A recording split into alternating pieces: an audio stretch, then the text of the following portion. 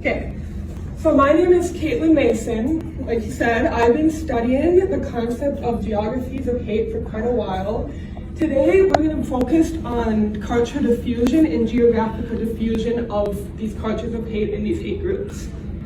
So, our current geography has been formed from historical hate, and the hate of today plays a role in forming the geography of the future. Hate is tied to geography, thereby creating the concept of geographies of hate.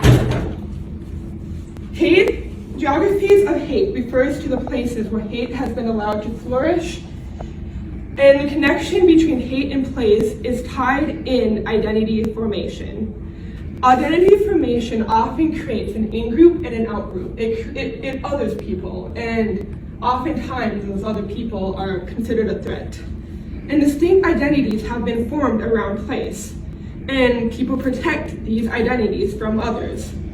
People within geographies of hate connect their identities to place, therefore connecting others as threats. Hate is inherently tied to space and place, in threat and identity, and in motivation. And the question of place and identity is who goes where. Hate can manifest in different geographies as places have unique histories, economic states, and these are constantly changing. And part of the reason that these geographies are changing is due to culture. And cultures of hate are connected to geographies of hate. When hate is seen as acceptable, cultures of hate forms, and this culture can spread. So again, the existence of hate groups gives a message that hate is socially acceptable, creating cultures of hate. And this can allow culture diffusion or the culture spread of hate. So what is a hate group? According to the FBI, a hate group is an organization whose primary purpose is to promote animosity, hostility, and malice against persons of or with a race, religion, disability, sexual orientation, ethnicity, gender identity that differs from that of the members of the organization. Hate groups other those who are different than them. So, hate groups spread and create cultures of hate through culture diffusion. There are 6 types of culture diffusion. There is expansive diffusion. This is when cultures spread from the first point and they remain strong throughout. There is relocation diffusion, and this is when people move and spread and they bring their cultures with them. There is contagious diffusion, and this is through one-on-one interactions. They kind of can spread like a cold. There's hierarchical, which spreads to social class and status. So it spreads from people of high status to low status. Even though now we're kind of seeing a bottom-up kind of hierarchical diffusion in certain aspects.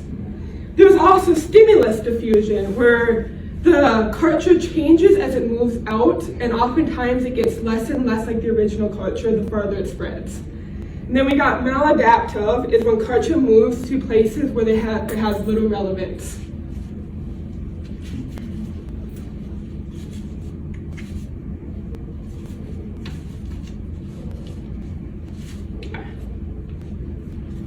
Culture diffusion of hate has changed. Therefore, the way in which hate groups spread has changed. 50 to 100 years ago, there was a mix of contagious and relocative diffusion, and that was kind of how hate groups spread.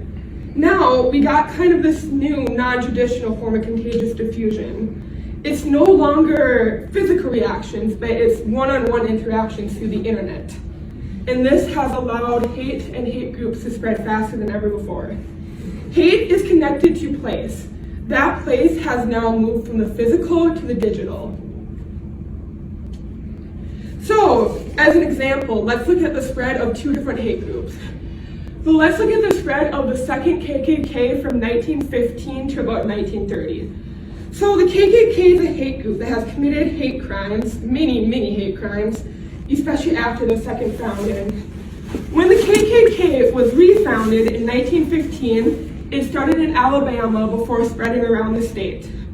In 1920, We had one location in Georgia, Virginia, Louisiana, and Texas.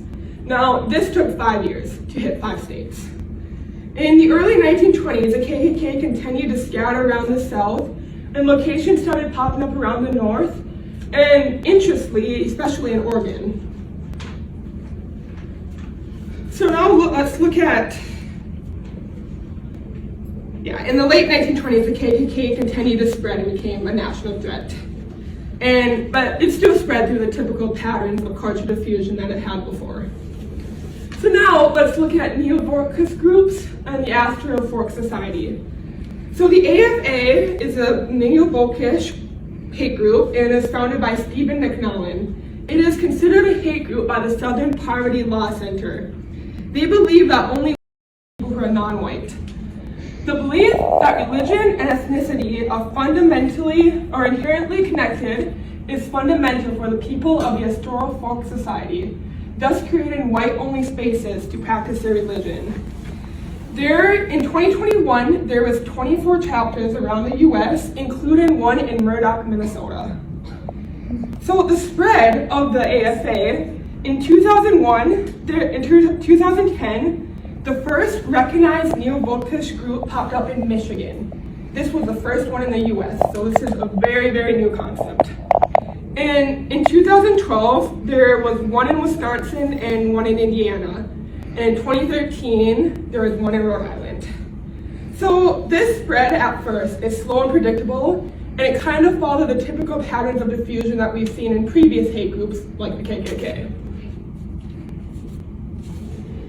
In 2015, though, is when it started going very, very bad. So in 2015, all of a sudden there's groups in 10 states. This is a doubling of 2008. In 2016, we saw groups in 14 states. And then 2018, we saw 21. And then 2019, we saw 28 states affected by neo-Volkish groups. This recent spread is at an unprecedented rate. Essentially, what the KKK did in 5 years, the AFA has done in 1 or 2 years. And these recent and passive diffusion have not been noted or seen before.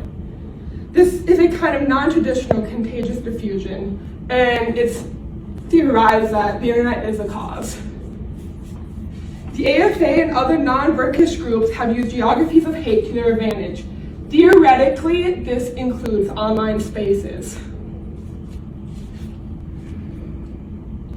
The presence of hate groups gives a message that hate is socially acceptable, allowing hate to spread at rates never seen before.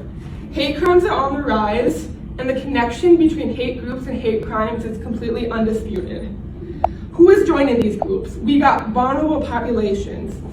The hate groups target people to join them, and the internet is allowing them to target these people at rates we have not seen before. Basically, this diffusion of hate is happening through ways we haven't seen before, and it's happening at rates